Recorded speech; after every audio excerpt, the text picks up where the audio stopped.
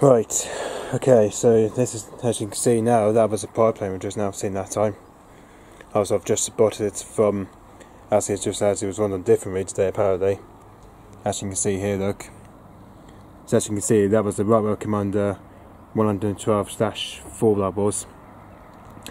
And the rate is GTECH that was. As you can see, that was the G-Tech we've just now seen. Obviously now we finally get to see Aeroplanes again apparently. So yeah, obviously this is a plane that's based at Nuke Airport.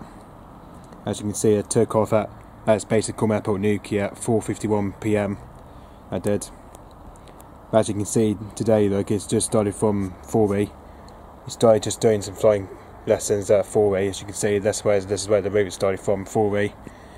And then here he just done a massive loop between St Austell and St Blasey. And as you can see here, look, it's just used a different route today apparently. As you can see, he's just kind of used a different route today.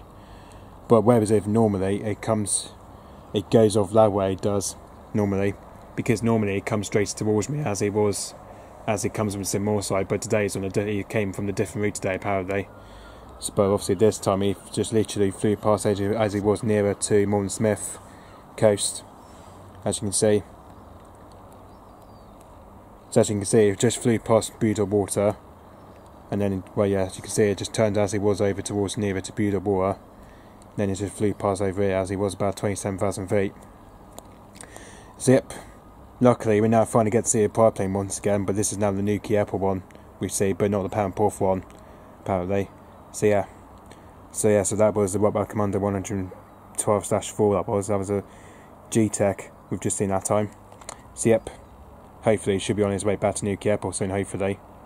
But now it's going to do the west and north coast part, and then it's going to go back to Nuke Airport. So yep, thanks for watching, bye bye.